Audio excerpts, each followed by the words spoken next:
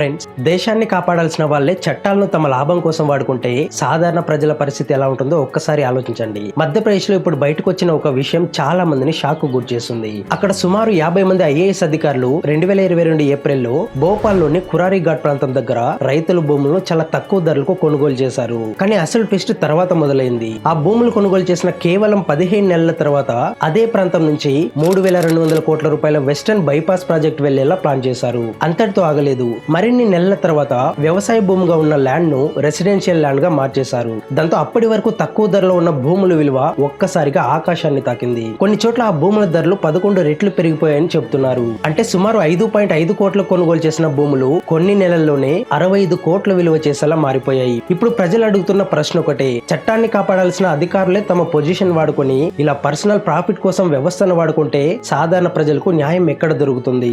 ఇది కేవలం మధ్యప్రదేశ్ కథ మాత్రమే కాదని దేశంలో చాలా రాష్ట్రాల్లో ఇలాంటి వ్యవహారాలు జరుగుతున్నాయని చాలా మంది ఆరోపిస్తున్నారు. అందుకే ఇప్పుడు ఈ వ్యవహారంపై పూర్తి స్థాయి విచారణ జరగాలని, ఎవరి అనుమతితో ఇది జరిగిందో, ఎవరెవరు ఇందులో ఉన్నారో అన్ని ప్రజల ముందుకు రావాలని డిమాండ్ చేస్తున్నారు. మరి మీకేమనిపిస్తుంది? ఇలాంటి అధికారులపై కఠిన చర్యలు తీసుకోవాలా? కామెంట్ లో చెప్పండి.